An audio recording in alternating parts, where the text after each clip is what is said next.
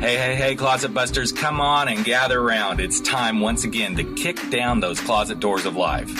We're here to escape our BS, explore our fears, and elevate our self-expression. I'm your host, Rick Clemens, bold move expert and coming out coach, and I'm going to take you to the party, the pulpit, the wake, and back to the party of living your life uncloseted. So come on, grab hold of yourself and get ready to step out, step up, and step into living your truth as we explore more stories, tips, and tricks for living your life uncloseted. Now let's get to the show. Hey, Life Uncloseted listeners, those of you who have been closet dwelling and finally decided it's time to come out of your closets and live your life uncloseted.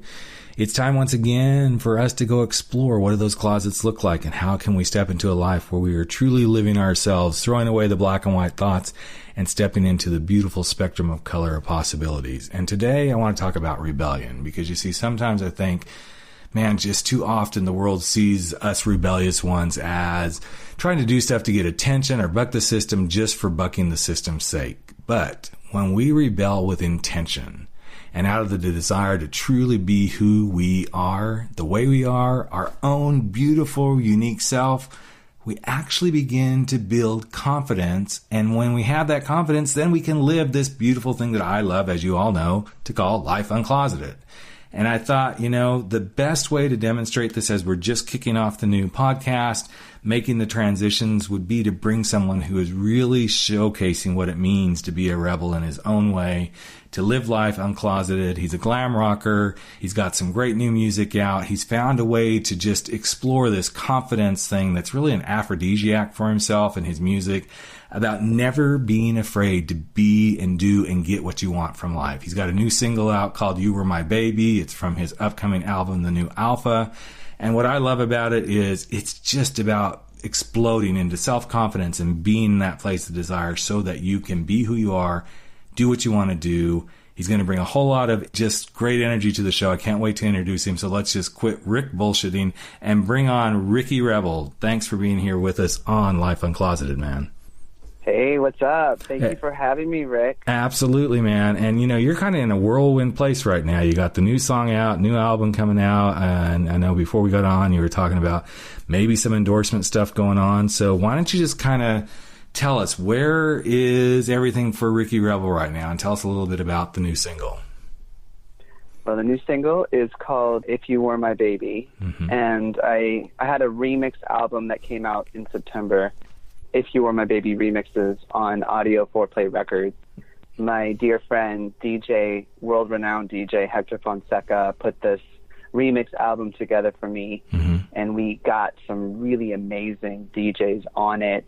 DJ Tommy Sunshine, who is considered the godfather of EDM. Cool.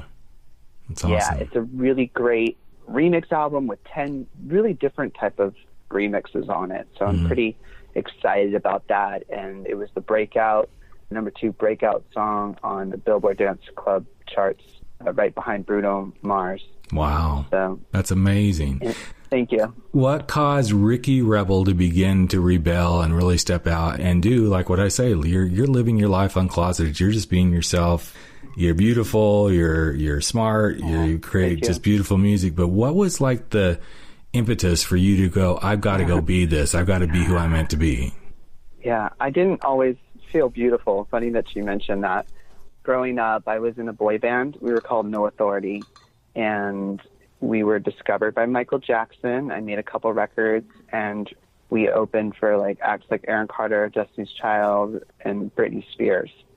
And at that time in my life, I was a teenager, and I felt very shy and awkward, and I didn't feel beautiful, until I met a girl a woman actually. She was 10 years older than me. She was on tour, and we fell in love with each other, and we had this relationship on tour, and people didn't believe that Ricky could be with a woman. It just blew everybody's mind. She was absolutely gorgeous. She had the boobs, the ass, the waistline, the hair. She was Latina, I'm Latin. And she had a brain. That was the most important thing about Gabby. she had a brain on her. She's a mathematical engineer, so she could really connect with someone like me. Yeah. And it's the first real relationship I ever had in my life.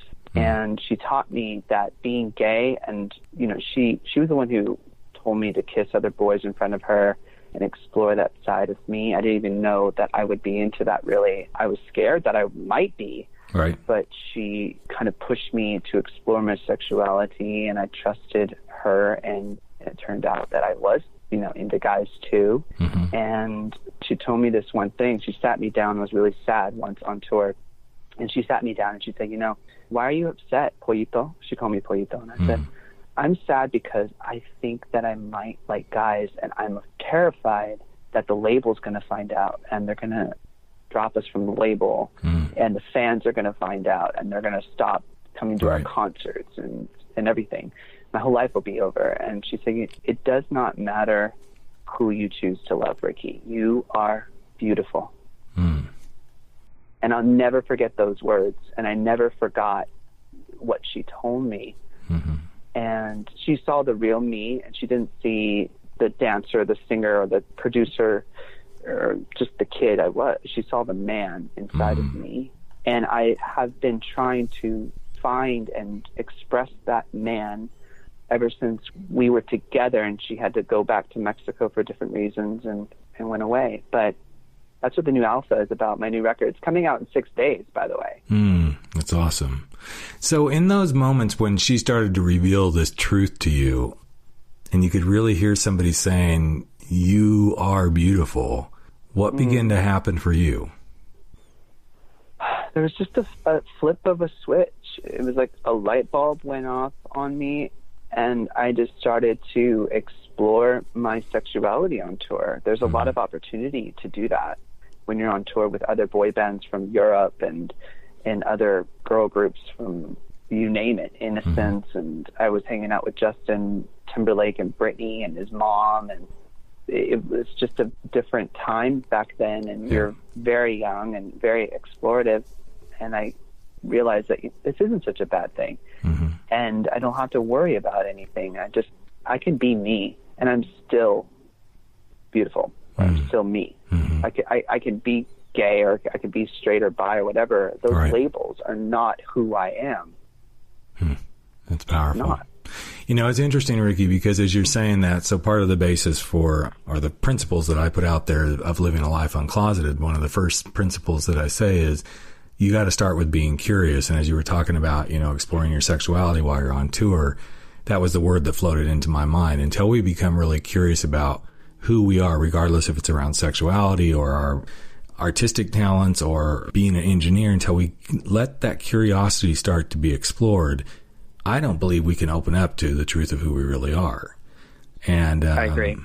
I'm just can't help but feel that, you know, the music industry and you being an artist had to have some to do with you finally, you know, obviously it did, because she finally said these words to you, and that was what kind of opened the door for you. But I just can't help that the artistic space also probably created the space for you to say, okay, I am going to go explore this. Screw it. Yeah. Screw it. Yeah, pretty much screw it. Yeah. F it, really. Yeah, exactly. It took me I'm a late bloomer, so it took me a long time for it to really manifest. After the boy band thing ended, I was pushed and pulled by the industry, by Hollywood, telling me that I had to be a certain way, I had to dress a certain way in order to succeed. I had to talk and look straight, or I'll never make it. I had a producer who was like, you're never going to make it if anybody finds out that you're gay. It's just not going to happen. And I thought to myself, and he literally locked me up into a sound booth and started reading Bible verses to me and bringing in people like priests telling me I'm going to hell for being gay, and he tried to convert me or change me. And I used to just get so angry at the place that I was back then, because I was doing things in order to get ahead. Right. I was making a rock album and being all like rock and roller Ricky. And I made this it was a great rock record, probably one of the best things I've ever vocally achieved in writing, and I just expanded my mind. I started listening to Bowie and became really enthralled with Bowie. It expanded me as an artist to go through that kind of training. But there was this thing that the producer said that, always trying to censor me or change me or keep me from being who I am. And one day I just said, no, I'm going to forget it. I'm going to prove to him that I can be totally myself and make it. That is my mission. And I rebelled. I completely rebelled against him. He would listen to my demos that I was making. And at the time, Lady Gaga wasn't out. None of the dance music was not doing it. Right. And it was more about the rock. And he said, dance music is dead, Ricky. You're wasting your time. This is crap. And I said, okay, you think it's crap? I'm going to go with it. And right after I filmed 2 music videos with My Chemical Romance, I was a character called Show Pony. He was like this androgynous guy. I fell in love with Gerard. Gerard fell in love with me. And he gave me this kind of like passing along the torch. You can do this. You have it. He called me a force of nature. And he really gave me the inspiration to go on my own, because I loved the way he handled every aspect of his career and the videos that he was making.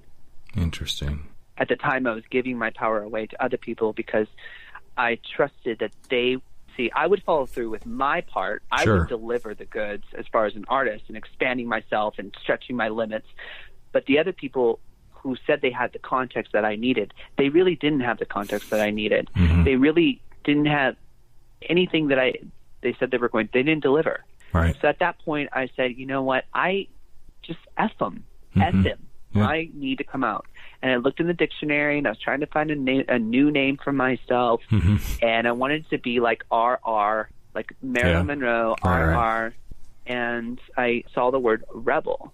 And there's really no other word I think that has ever been. I remember being on the phone with my parents going through this.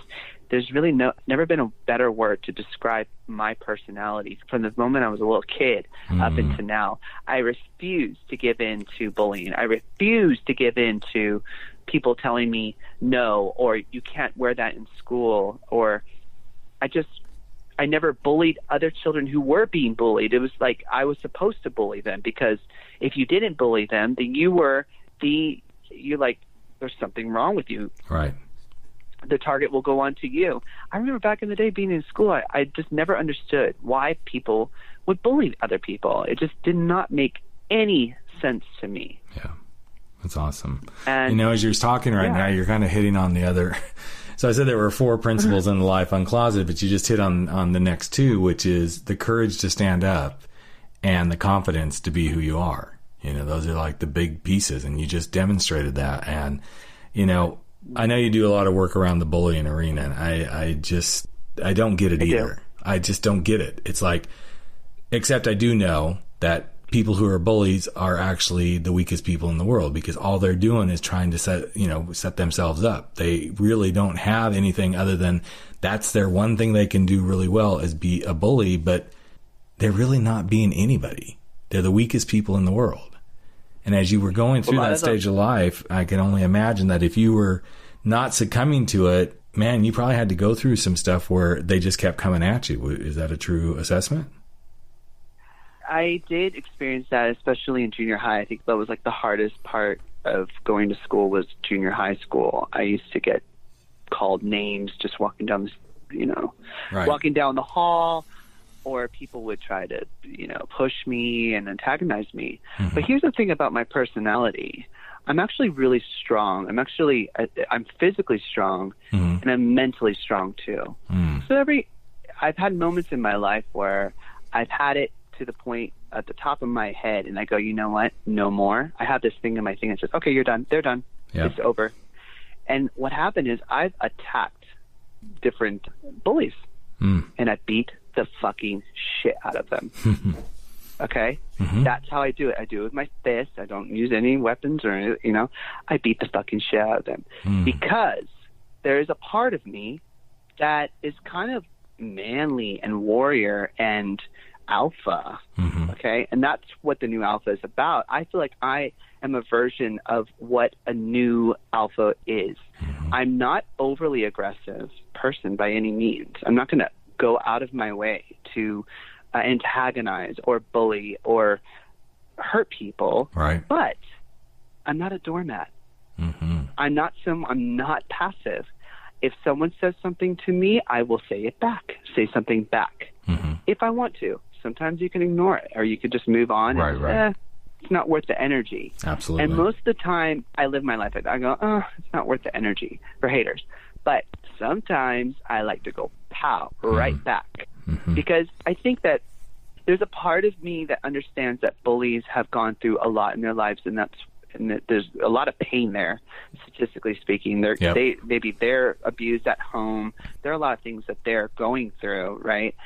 But I also think it's kind of a good thing when, let's say, there's a bad behavior going on, to show someone what that feels like. Do you like how that feels when I do this?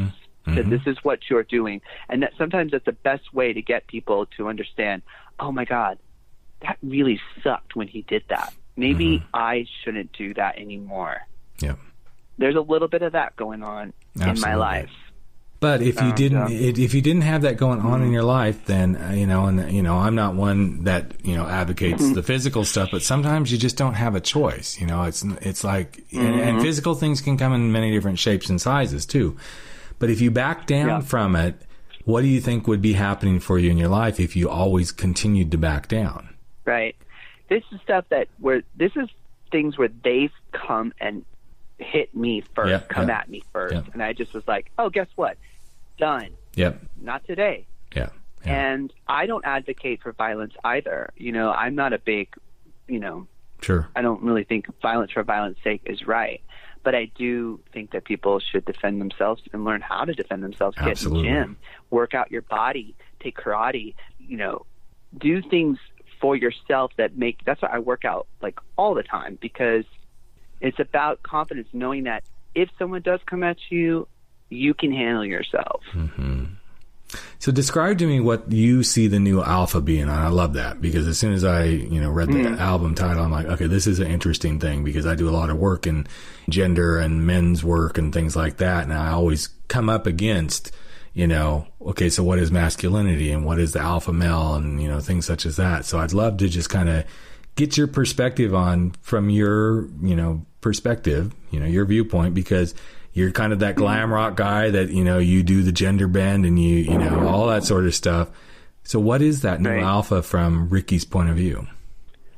The new alpha is a fully realized person, not necessarily all masculine or all feminine.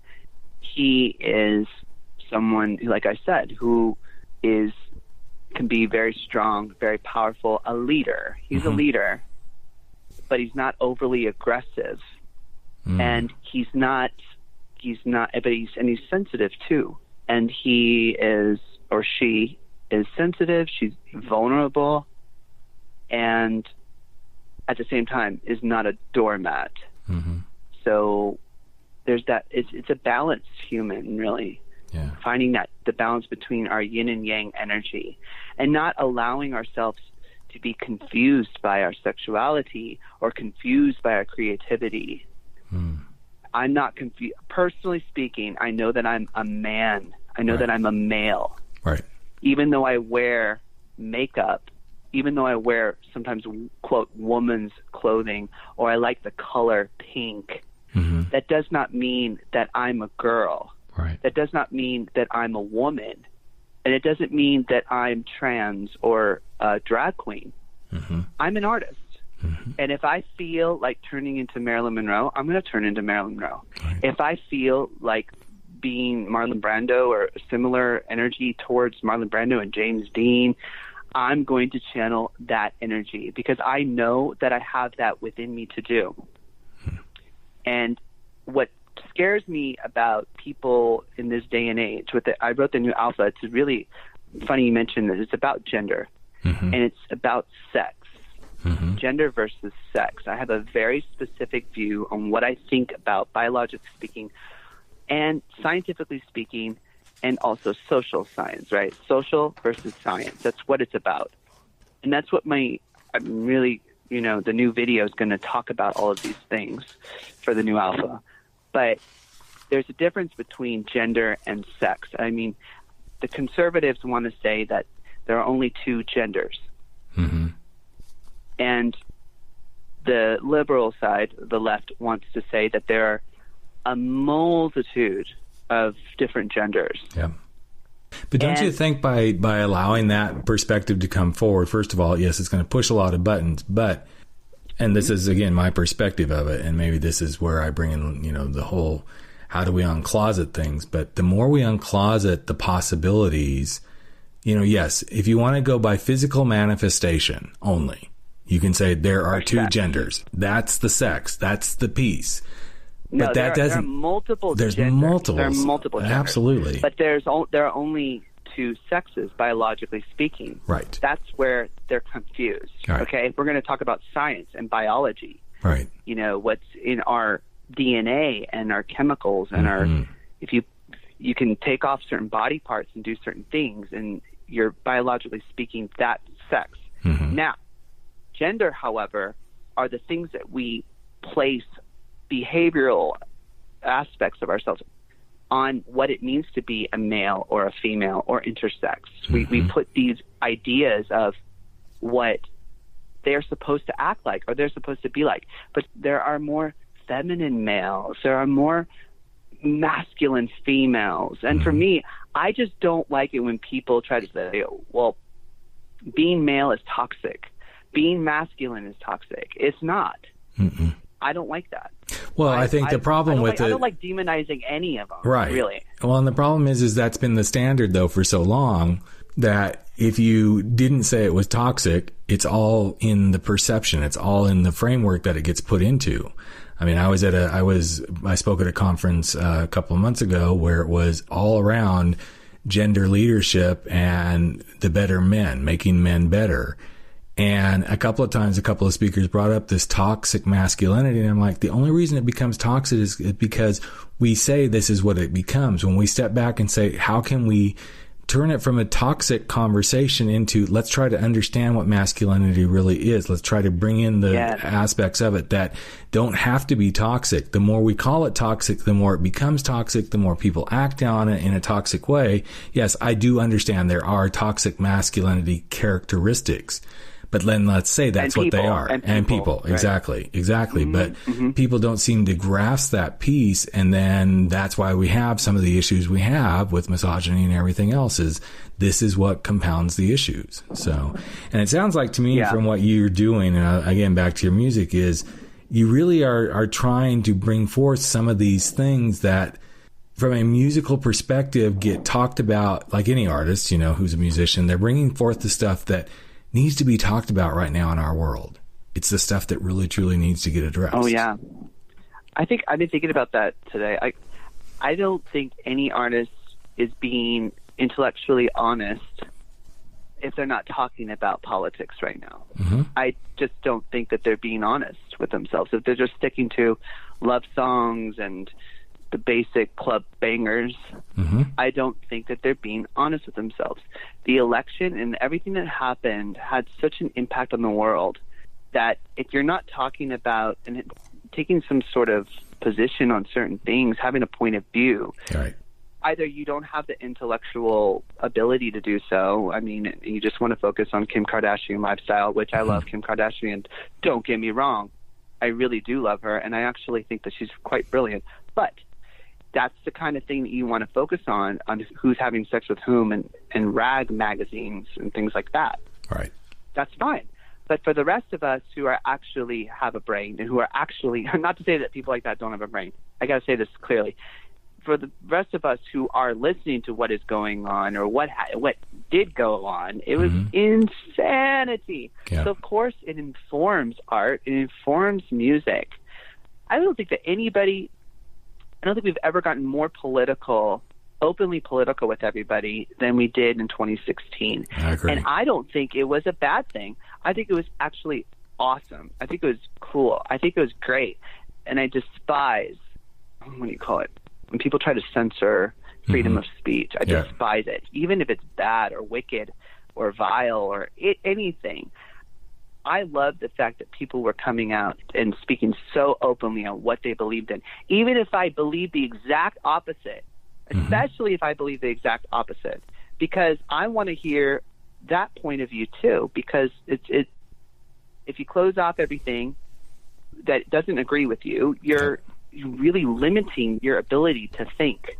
Metaphorically, you're putting it in a closet. You're putting it in a closet and saying, don't come out. That's right. That's right. You're putting your fear and everything else, and you're trying to hide away and hide things that scare you, which are thoughts and fears of all sorts of fears that we have. And you're putting them away, and you're saying, I don't want you to talk about this.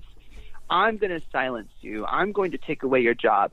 I'm going to boycott you. And I think that all of that is so effed up. Yep. Yeah. Well, it's interesting. You will probably love this, because in the midst of all of this going on last year, and then as I've been rebranding so that we could bring Life Uncloseted into the new world, one of the things I said about the election to a few friends, and I haven't yet written the article, but I'm actually working on let's just say I'm working on a talk that may get somewhere. The talk is called America Just Came Out of the Closet. And it's amazing, because that's exactly what happened. All the dirty little secrets, all the beliefs, all the values that people have held suddenly have come out of the closet. And it was a wake-up call to our nation. That's the way I look at it. It was a wake-up call to me as a gay man. I'm waking up to, wow. And, when you brought up the piece around censorship and stuff like that, what I most have to practice myself, and which I wish a lot of other people would also step into, is to realize, yes, we may hear some things. We may see some things in freedom of speech that we don't like. But when we can consciously, and that's the key word, when we can consciously see it for what it is and realize, without being able to see and hear those words, we cannot consciously move the planet in a new direction. There's no way it's going to happen. Because we will block everything else off, and we will continue to do status quo and move through life. And I believe this is why we've been given this wake-up call, is so that we can go, okay, are we really serious about all this mindfulness stuff and consciousness that everybody flips out on at a regular basis? Or are we just throwing it out there? Are we really all about love, but we hate and despise and exactly want to murder him? Yes, and put his head up like ISIS? Yes. Like what Two-Face did? Yes. It's an oxymoron. It is an oxymoron. Okay? And that's the thing. That's the bottom line. If you really love, then you got to love the different perspectives, the different people who voted a certain way, who maybe have a different perspective than you. And instead of vilifying, why don't you really practice what you preach? Yeah. Right? And I honestly think that we are in such an incredible time right now. It's such an incredible time, and there's such possibility here for everybody, and a possibility for us to grow as the race. We have the possibility to actually come together and work on things and make a difference. Well, I think what's being called for right now is a commitment to say, okay, we say these things. We say we want to be conscious. We say we want to be mindful. We say we want to work together. But in its own way, the universe is out there going, okay, let's see if you guys are really serious. Are you really committed to this?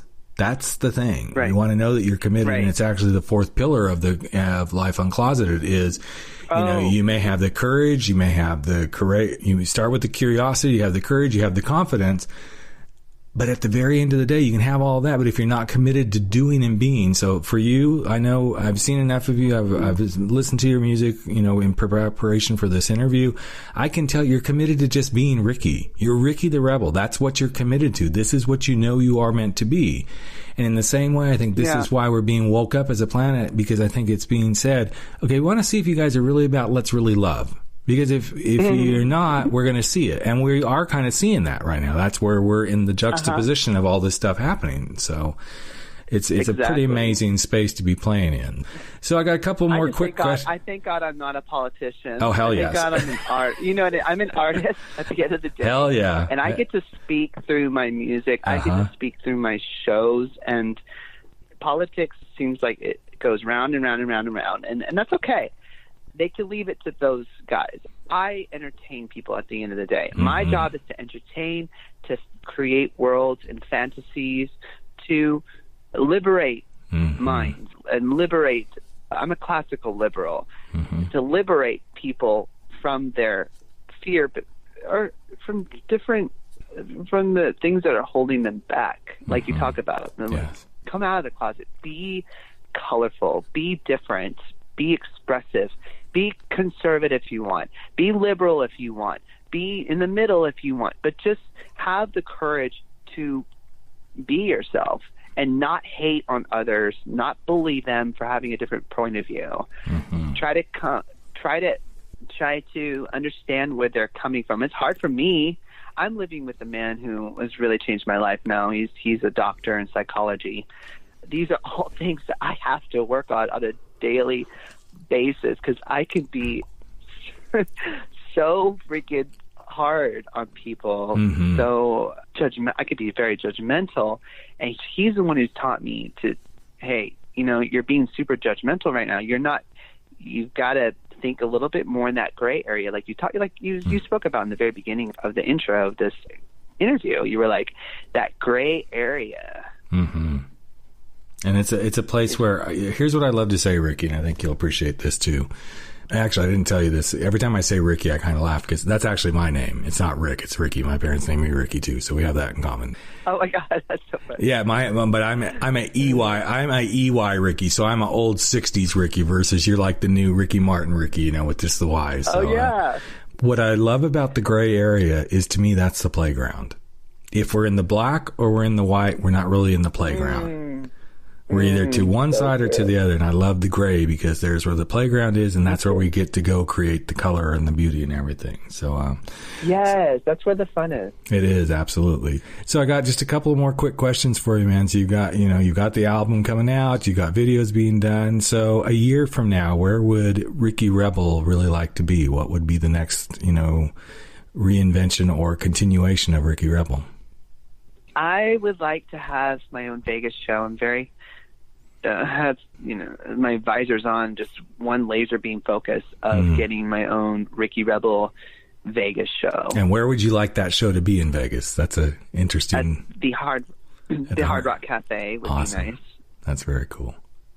If I had the Hard Rock Cafe, a show like that at the Hard Rock Cafe in Las Vegas, I'd be able to take my show all around the world. I want it to be something that, like a branch, a company that gets this, really great rock pop show that I have. And I started a label too. I'm releasing my first record on my own label. It's called Rebel Mafia Records. And I'm finding talent that I think is extraordinary, and people that I really connect with and love. Tobias is this great artist, the first artist that I'm going to sign to my label. He has this, I call him like the younger, sexy pit bull. Well, you just painted a really nice picture right there, so there you go. That's awesome. He makes this great Latin pop music, and he and I just like mesh really well together. We love each other, and we're like, he's like, dude, you're a boss.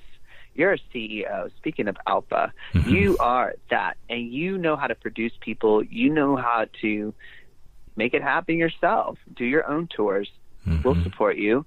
There are plenty of artists out there that just want to tour. They just want to have a platform to tour, and I think that I can help them do that. And so ultimately, that's what I want in this year. I want my label to blossom. It's really about booking things as a package tour as well. I want to just take Ricky Rebel and the Rebel Mafia all around the world and tour us. That's awesome.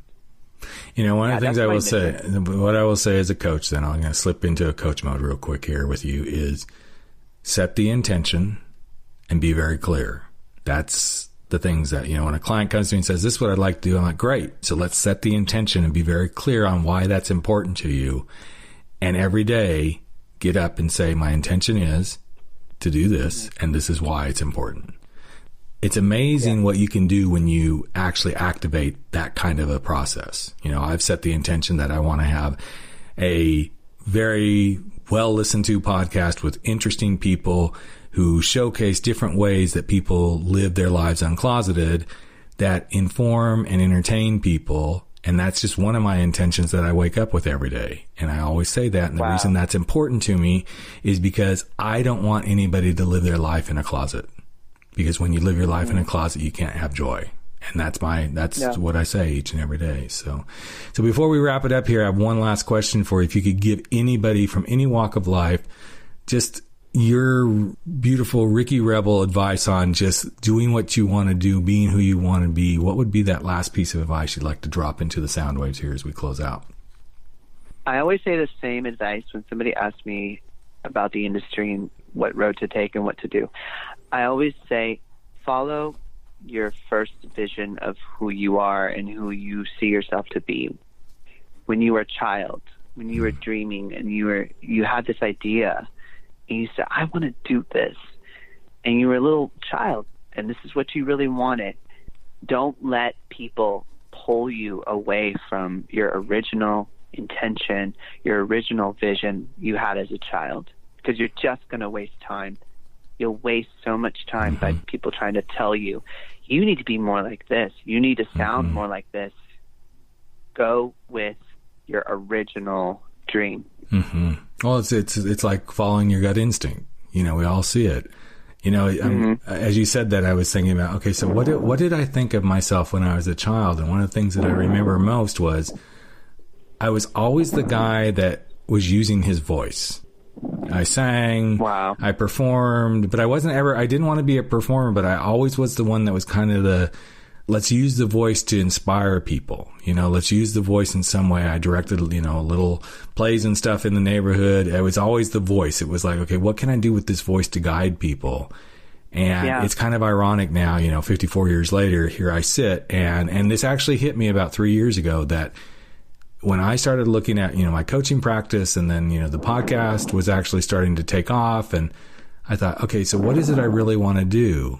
It's all about my voice. Between speaking, the podcasting, my coaching, my writing, they're all elements of my voice, and putting my voice out there to hopefully help heal the world, inspire people, and move people to a different space. So yes, follow your dreams, follow your gut instincts, and just continue to live your life uncloseted. And I am so glad you are one of the inaugural interviews for this podcast, Ricky. I appreciate you so much giving us some of your time today. I know you're a busy guy, but much success coming up, and keep us posted. We'll post everything about you on the show page for Life Uncloseted. We've got links to Ricky's Facebook page and his Twitter account, and to the music and to videos. There'll be all sorts of stuff there. And of course, a beautiful glam shot of him as well. So, just thanks for being here and being you. So really appreciate you, man. I'm honored. Thank you so much. You're great, Rick. Thank you. Thank you. And that's it. That's a wrap. Another episode of Life Uncloseted has come to an end. But don't worry, we'll be back in just a couple of days with another episode with new guests, new tips, new tricks, new wisdom about how you can go live your life uncloseted. And you know what? A lot of people out there may not even know we exist. So if you feel so compelled, share us. Tell people about it. Give us a rating and review on iTunes. Share it from your phone. Wherever you can, spread the word, because the more people that we reach, the better the planet will be when everybody is living their life uncloseted. I'm Rick Clemens, the host of the show, that big, bold move expert, and that guy that constantly wants to help people step out, step up, and step into living their life uncloseted. Have a great couple of days, everyone, and we will be right back with you very, very soon. Take care.